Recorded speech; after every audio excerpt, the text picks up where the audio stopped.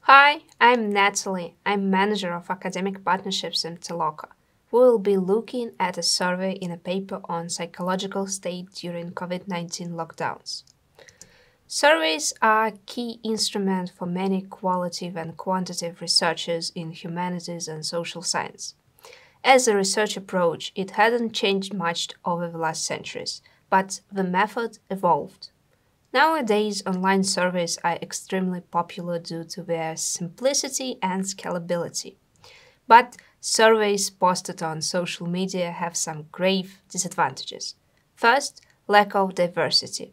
Your audience is limited to people you know and friends of friends, maybe to some professional communities. Second, self-selection. You will survey only people who are willing to tick boxes in your questionnaire. Third, lack of control. You can't exactly recruit your participants. You can't filter them by age or skills and so on. In order to overcome these issues, we can turn to crowdsourcing. We can reach people in safety of their homes, and our respondents will be more diverse than our close circle of friends. Crowdsourcing platforms like Toloka have one more advantage here.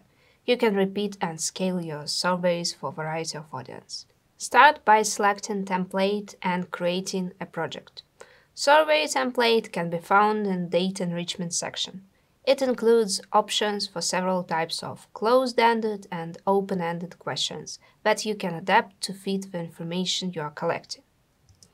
Survey is just one task, but you want it to be completed several times. How can we do it? We can achieve it by setting overlap. Overlap is the number of performers to complete the same task. At first, set a small number like 100. If you set that this is enough for sampling, increase the overlap. How can you make a survey more focused? You can specify its audience, add filters to select performers.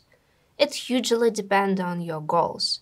You can filter by language, age, geographic area, device used to log in Toloka, and many more.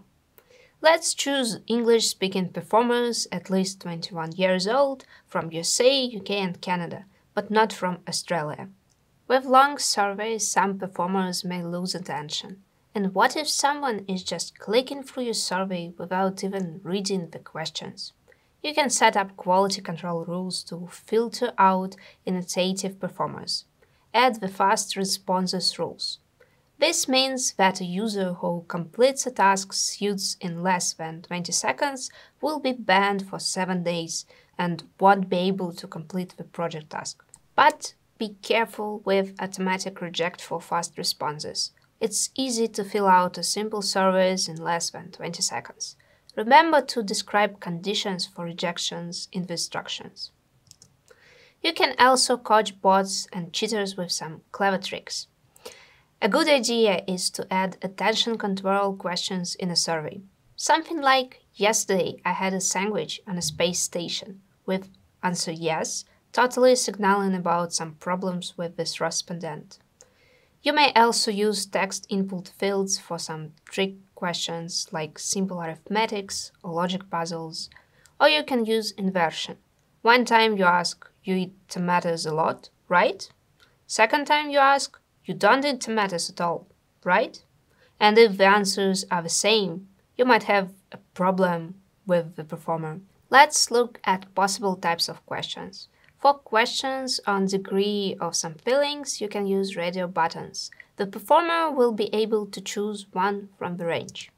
Use checkboxes for questions where more than one answer is acceptable.